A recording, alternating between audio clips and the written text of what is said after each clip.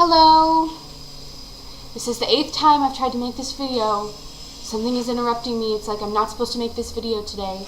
Anyway, you'll hear a strange, annoying, high-pitched grinding sound. It's the neighbors over there. They are redoing their house or something. It started at like 6 a.m. So if you hear it, just disregard it. Anyway, it's a sucky weigh-in. Pissed. I'm up 1.6 pounds. It's not that bad, but I'm now back in the 180s, 180.4. It's a big bummer, and I'm upset about it, but it's the start of the April challenge today, so I'm sure with all the strenuous activity I'll be doing for the next 8 days, I will have an accelerated weight loss for next week. My one important fact about weight loss is sugar is a carbohydrate, so when it's not burned off, it turns into fat. A lot of people don't pay much attention to what they drink when they try to lose weight. Did you know that you can easily consume 800 to 1,000 calories per day from just what you drink? Be careful. Some of the high fructose corn syrup may contain as much as 30 to 40 grams of sugar in one serving. There is a heck of a lot of sugar in one drink. Experts recommend that you only have 48 grams of sugar in a day. Those thirst-quenching, supersized 20-ounce sodas that you get from fast food restaurants also contain as much as 67 grams of sugar. And that's one time. That's not all the refills. That's one time. So it's important to take that into consideration. That sugar is actually a carbohydrate. So even if you're lowering your carb intake like I have been doing, I haven't been eating a lot of bread or pasta or anything, but I have still been eating. I really haven't even been counting my sugar content because I'm just like, oh, it's just there. I didn't really realize that it was processed as fat. One important fact about myself.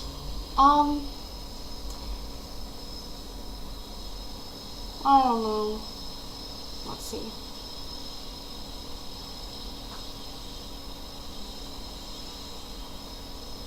I guess I should have planned this. I'm sorry. I'm just having a crazy morning.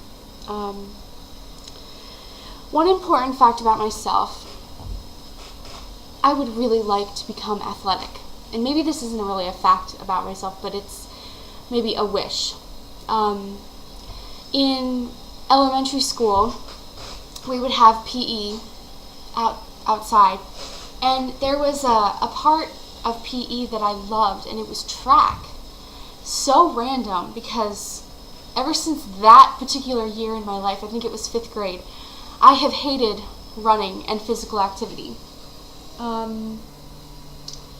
I still remember we had this thing called field day, and it was like this big day of physical activity outside, and it was so much fun.